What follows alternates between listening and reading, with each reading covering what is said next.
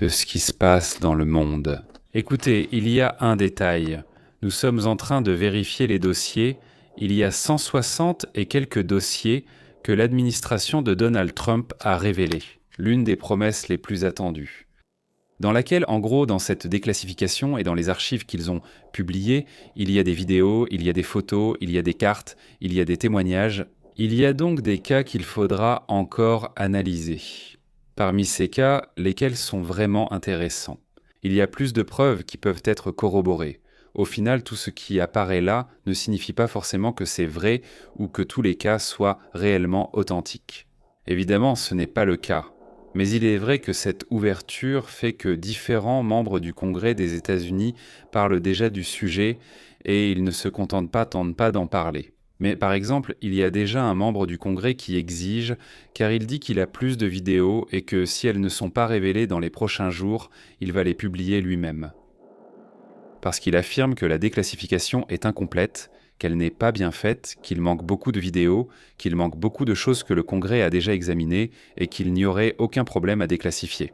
Donc, par exemple, il y a un cas d'un objet, un objet qui aurait été attaqué par les États-Unis, un objet inconnu, un objet étrange, de ces WAFs comme ils les appellent, des objets anormaux, dont l'un aurait été attaqué par la défense même des États-Unis. Donc il y a certains documents, certains dossiers, certaines vidéos qui auraient déjà été examinées, c'est-à-dire qui ont déjà passé la vérification de la sécurité nationale et tout cela, et qui, en théorie, devraient en être publiés prochainement. Ici, ce qui est intéressant, c'est qu'ils apparaissent aussi, ou qu'ils vont. C'est déjà confirmé dans les documents, dans certains dossiers, le nom de Jaime Maussan apparaît. Un personnage, un journaliste et ufologue mexicain assez connu qui a fait le tour du monde avec ses reportages, en générant évidemment toujours de l'attention et de la controverse sur le sujet. Mais cela reste un personnage très connu au Mexique, et je pense que dans le monde hispanophone, c'est l'un des plus connus. Pourquoi apparaît-il dans les archives? Que sait-on? Ou quelle a été la raison pour laquelle il est apparu à ce moment-là? Eh bien, d'après ce que l'on sait jusqu'à présent, il apparaît parce que lui, avec un pilote, un ancien pilote américain, est apparu au Congrès du Mexique. En parlant du sujet des ovnis, et à propos d'eux, il faut se rappeler que ce moment-là a aussi été spécial ici au Mexique, dans le sens où, eh bien, ces personnages apparaissent au Congrès, au final en essayant de parler, de divulguer et d'ouvrir le débat.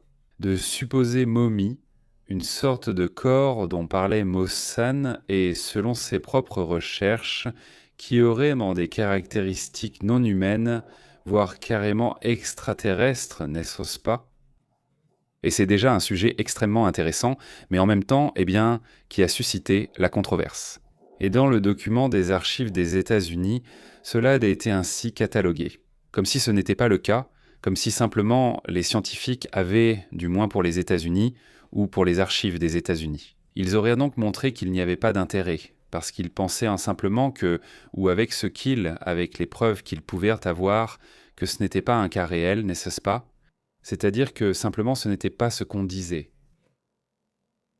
Maintenant, si c'est le cas ou non, évidemment cela devrait être étudié de manière indépendante par différentes universités à travers le monde.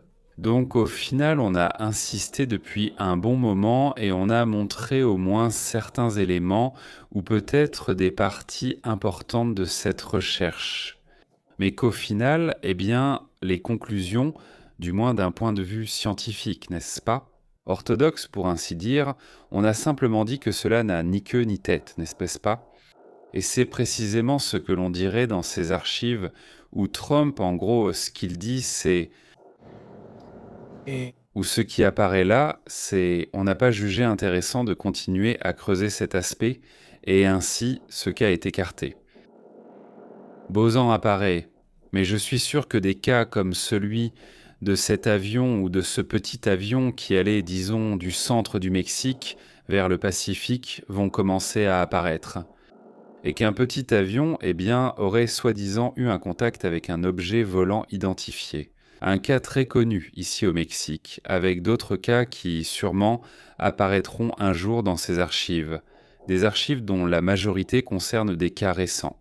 Bien qu'il y ait certains cas des années 60, il y a aussi des cas qui n'ont rien à voir avec le sujet ufologique, mais plutôt avec des phénomènes anormaux ou simplement des cas étranges, qui sortent de la norme, de ce qui est normal, pour ainsi dire, dans le cadre de cette reclassification que l'on souhaite faire, car il faut rappeler que même s'il y a une ouverture de plus en plus large, il y a aussi un secteur qui se bat pour exactement le contraire, qui cherche à empêcher cette ouverture vers ce sujet. En fait, à peine certains documents ont-ils été révélés qu'ils ont commencé à les retirer, c'est-à-dire que les documents que tu pouvais télécharger ont commencé à disparaître, seulement certains d'entre eux. Chose qui, eh bien, n'a plus de sens de les faire disparaître, parce qu'évidemment, au moment de les publier, les gens commencent à les télécharger et ils ont la possibilité de les partager immédiatement. Donc ce qu'ils ont voulu censurer à nouveau, eh bien, ce n'est plus possible. Ce qui a été publié l'a été. Donc, dans ce sens-là, c'est clair pour moi, ils ne peuvent pas faire marche arrière. Le pas qui a été franchi aujourd'hui, on pourra le dire. C'est un écran de fumée, c'est pour divertir, c'est pour détourner l'attention, mais regarde, sincèrement, je n'oublie pas le cas d'Einstein, je n'oublie pas ce qui se passe en Iran, ni non plus une série de, disons, problèmes qu'il y a eu sur le plan économique, même l'inflation et tout ça. Donc ce sujet n'est pas oublié, simplement, cette déclassification faisait partie de ses promesses, il était nécessaire qu'elle soit faite. Bien sûr, il essaie de gagner des points, comme tous les politiciens qui le veulent par tous les moyens. Et si cela consiste à révéler des objets volants non identifiés ou des documents officiels, alors évidemment ils vont le faire. Dans le cas au moins de Trump, les circonstances font que l'information est révélée et cela me semble être une bonne occasion de révéler et de parler du sujet. Je trouve ça très intéressant, sincèrement, vraiment. Eh bien, au final, cela ne part pas d'une réalité qui a été étudiée pendant tant d'années, avec tant de journalistes qui ont parlé du sujet et qui ont même présenté des preuves de plus en plus claires. Et malgré tout, on ne veut pas parler du sujet. Cela doit faire avancer les choses, comme l'ont fait à leur époque les documents révélés par Joe Podesta. Eh bien, en réalité, c'était à cause d'Obama, mais Joe Podesta a été celui qui a poussé. Cette divulgation tant des documents de la CIA à cette époque que des documents classifiés également sur le sujet ufologique. À partir de là, il y a eu une ouverture de plus en plus grande, mais il faut se rappeler qui ont été les premiers à révéler massivement des documents.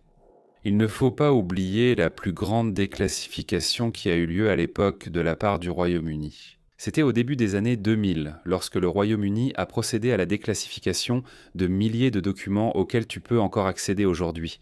Tu peux aller les consulter sans problème, les télécharger si tu veux. Et dans cette déclassification, il y a de tout.